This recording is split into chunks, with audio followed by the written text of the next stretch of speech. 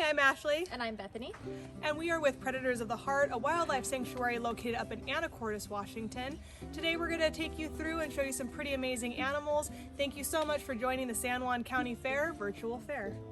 And I hope that you leave today with a new appreciation and maybe some new knowledge about all of these animals. We are in with two of our wolves that not a lot of people get to go in with. This here is Darby and this is Arginine. These two are a mated pair. They're absolutely smitten with each other. Not as safe for other people to go in with, but they do pretty good with employees. So we're here to tell you a little bit about wolves today. Wolves' brains are 30% larger than dogs. They can bite twice as hard as a German Shepherd. They can hear a man in the woods up to 10 miles away, depending on the wind, and they can smell a man up to 2 miles away. They can actually smell better than a bomb-sniffing dog. People ask us how we get our wolves to be this tame. It's pretty simple, but yet complicated at the same time. Now, wolves have puppies every springtime. That's in the months of, they go into heat in the months of January, February, and they're having puppies born blind, deaf, weighing less than a pound about 60 days later.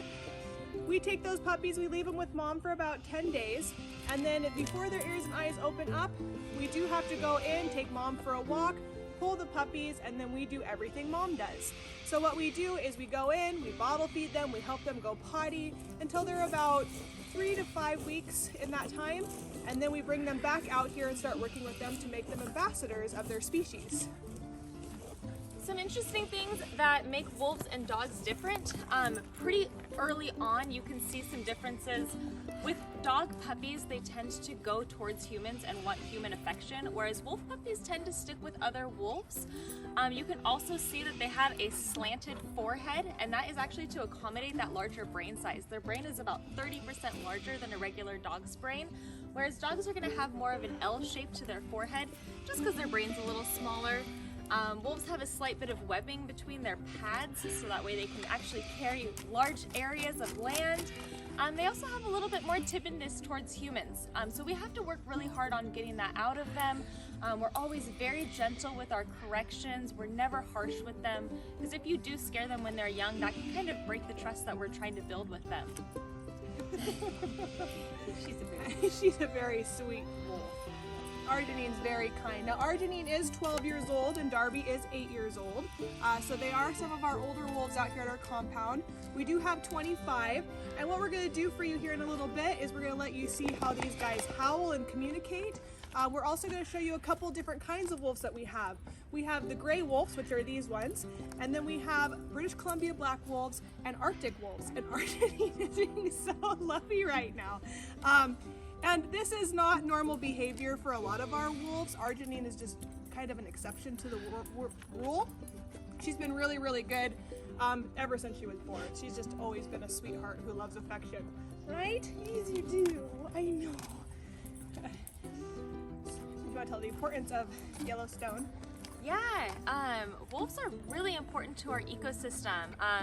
They help kind of keep everything sort of in balance. So when wolves were taken out of Yellowstone in the early 1900s, the ungulate population, that deer, elk, and moose, started exploding because they didn't have a natural predator to kind of take care of them. So what was happening was these ungulates were overgrazing the park to the point of they were starving to death because there was no longer any food or vegetation for them.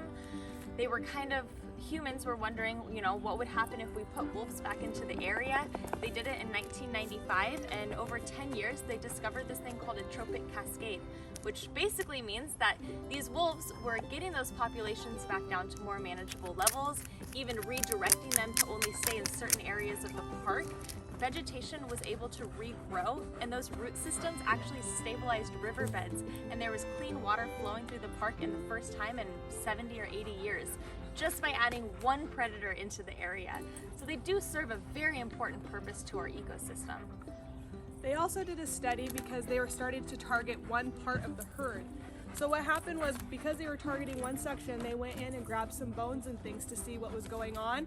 And what they found out was that that herd actually had a rare genetic form of bone cancer that they were spreading throughout the herd.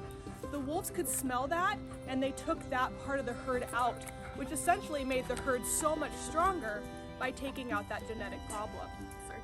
So wolves are very, very essential in the ecosystem. People don't understand that we did just take federal protection off of the wolf. You can go kill them for game now.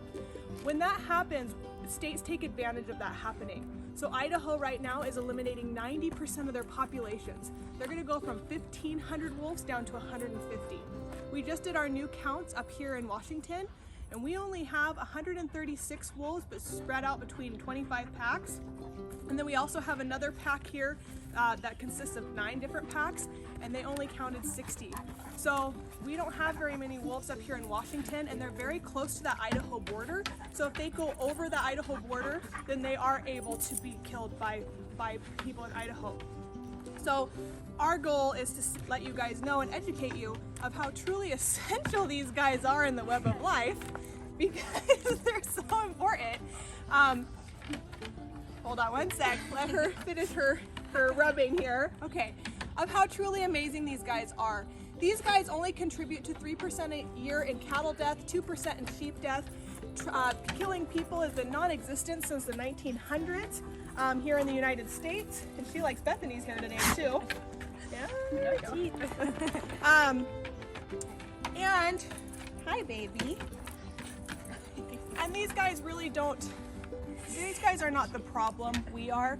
And so we're hoping that you guys, when you see that petition coming through saying, sign federal protection, put it back on these guys, that you can sign it for us, because we want these guys to remain safe out in the wild. Yeah, and call your local representatives. You can always bug people. Their phone numbers are online. Call people, kind of be a squeaky wheel, because we need them. And here at Predators of the Heart, we do have some of the highest wolf content that you can find in the country. So we're actually trying to keep that wolf population alive. That way, if there are reintroduction programs, we're able to breed and donate to facilities for that cause. We do want to see wolves out in the wild, and that's just a little bit of what we do out here. We have quite a bit of other conservation side too. Yeah. We want to see these guys be protected, and we want to see them thrive.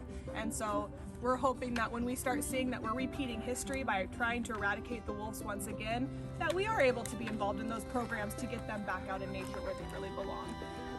So these guys are pretty awesome. So we're going to move on to the next animal.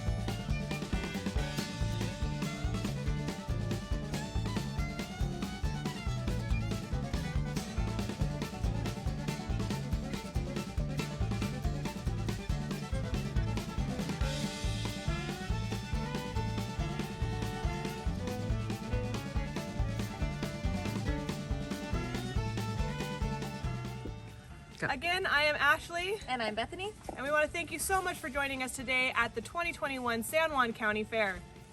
We really hope that you learned a lot about animals, and once again, we are Predators of the Heart Wildlife Sanctuary in Anacortes, Washington. Have a great day.